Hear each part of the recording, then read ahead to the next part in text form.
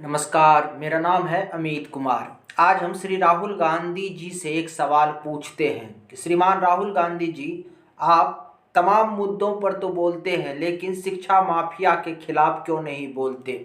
शिक्षा के क्षेत्र में जो बहुत बड़े पैमाने पर भ्रष्टाचार हो रहा है, उस भ्रष्टाचार के बारे में क्यों नहीं बोलते? पूरे के पूरे भारत के शिक्षा तंत्र को व्यापार तंत्र में बदल के रख दिया गया है। और शिक्षा में जो असमानता है, और वही शिक्षा में असमानता सामाजिक असमानता पैदा करता है। तो यदि आप कहते हैं कि समाज में असमानता मिटना चाहिए, समाज में सबों को बराबर का अधिकार मिलना चाहिए, तो आप क्यों नहीं सरकार से मांग उठाते हैं एक जिम्मेदार विपक्ष होने के नाते कि इस देश के सभी बच्चा को, इस देश के सभी छात्र छात्राओं को इस देश में समान शिक्षा मिलना चाहिए और समान शिक्षा उसका अधिकार है। यदि इस देश में सभी को समान शिक्षा मिलेगा तो ही इस देश में समानता आएगी। जब तक समान शिक्षा नहीं होगी तब तक आप, जब शिक्षा में ही असमानता होगी, जब बच्चा पहले दिन अपने स्कूल जाएंगे और जब जन्म के साथ जब वो क ख लिखना शुरू करेंगे, वहीं से अगर बच्चे में असमानता आएगी तो आप कैसे उम्मीद कर सकते हैं कि वो बड़े होकर जब वो भारत के भविष्य लिखेंगे और भारत के व्यवस्था को संभालेंगे तो ऐसे लोगों में जो है समानता होगी नहीं। जैसा आप बीज रोपेंगे वैसा ही फल प्राप्त करेंगे। और आज अपने देश में शिक्षा में कितनी बड़ी असमानता है, ये किसी से छुपा हुआ नहीं है।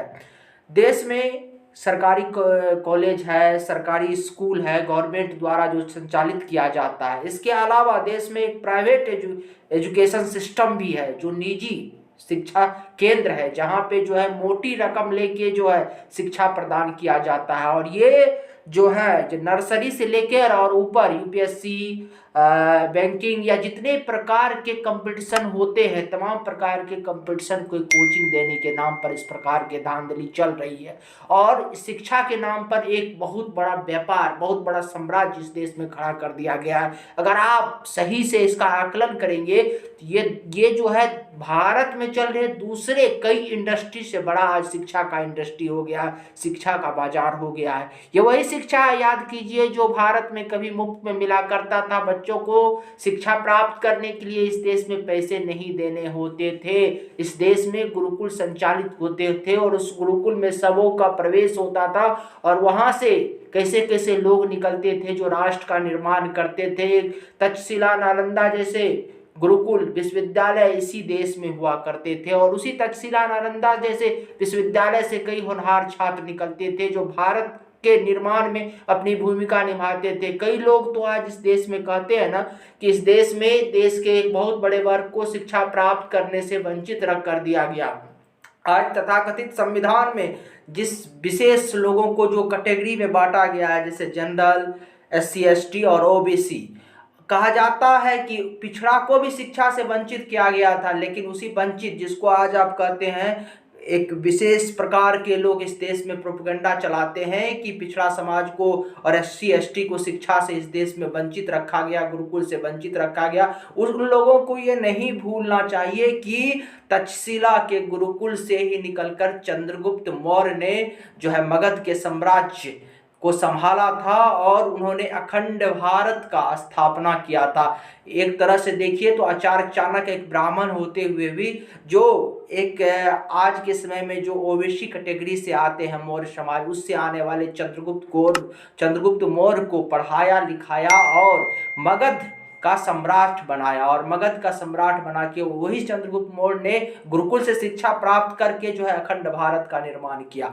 तो राहुल गांधी जी, आज तो आप बहुत ही ज्यादा इतिहास पे लेक्चर देते हैं, युवाओं के भविष्य पे लेक्चर देते हैं, आप बेरोजगारी पे लेक्चर देते हैं, एससी एसटी ओबीसी को पिछड़ा को कितना प्रतिशत है, ओबीसी कितना प्रतिशत है, एससी एसटी कितना प्रतिशत है, अल्पसंख्यक कितना प्रतिशत है। इन तमाम मुद्दों पे बड़े बड़े बड़े ज्ञान देते रहते हैं कि सबों को समान अधिकार मिलना चाहिए, किसके साथ नाइंसाफी हुआ, किसके साथ जो है गलत हुआ, किसको अधिकार नहीं मिला।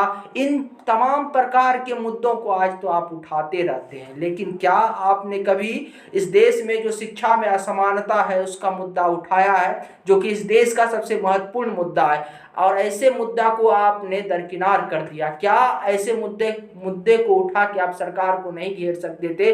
आज इस देश में प्रत्येक व्यक्ति की जरूरत शिक्षा नहीं है क्या? जब तक शिक्षा में समानता नहीं आएगी तब तक राष्ट्र में समानता कैसे होगी? जब शिक्षा में समानता नहीं होगी तो राष्ट्र के सोच में समानता कैसे होगी? सोचिए आज शिक्षा का क्या हाल है। अगर आप निजी स्कूलों को भी अगर देखते हैं तो वहाँ भी असमानता है।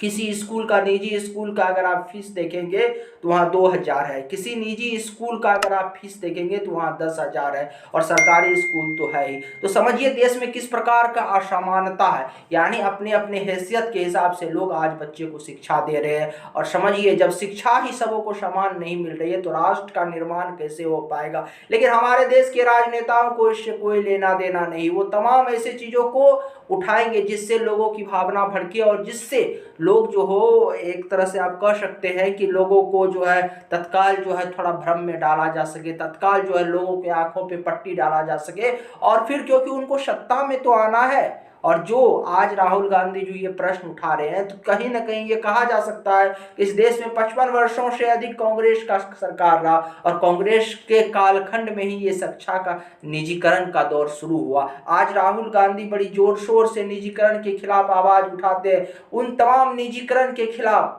अगर आवाज उठाना वो चाहते हैं और एक झटके में उन तमाम समस्याओं को समाप्त करना चाहते हैं, और एक झटके में जो है मोदी सरकार पे खुद को भारी महसूस कराना चाहते हैं, खुद को मजबूत स्थिति में एक विपक्ष के तौर पर लाना चाहते हैं, जो अभी तक वो नहीं आ सके हैं, तो उनको इन मुद्दों को उठाना चाहिए। हाँ, लेकिन आज देश की गनीमत है और आज देश के बड़े बड़े नेता ऐसे मुद्दों को नहीं उठा रहे, क्योंकि आज तो जो प्राइवेट स्कूल देखिए ना किसके हैं, जो बड़े बड़े नेता हैं, जो बड़े बड़े बिजनेसमैन हैं, जिनके सत्ता से या विपक्ष से या जिसका राजनीतिक से बहुत ज्यादा सांठगांठ है, ऐसे लोग ही आज शिक्षा माफिया बन बैठे हैं। ऐसे लोग ही बड़े बड़े स्कूल संचालित कर रहे हैं, बड़े बड़े उनका जो है प्राइवेट कॉलेज है और बड़े बड़े कोचिंग संस्था है। और वो जो है आज देखिए कोचिंग के जो मास्टर है, जो कई लोग हैं जो यूपीएससी की तैयारी कराते हैं, कई नामों को तो आप जानते भी होंगे, आज वो सब भी निष्पक्ष नहीं है। वो तमाम लोग जिनको गुरु होना था, जिनको निष्पक्ष होना था, जिसको निष्पक्ष होकर बच्चों को शिक्षा देना था, वो भी पक्षपाती बने हुए हैं। आप उनकी जब बातों को सुनेंगे तो आपको लगेगा आज सोशल मीडिया का दौर है,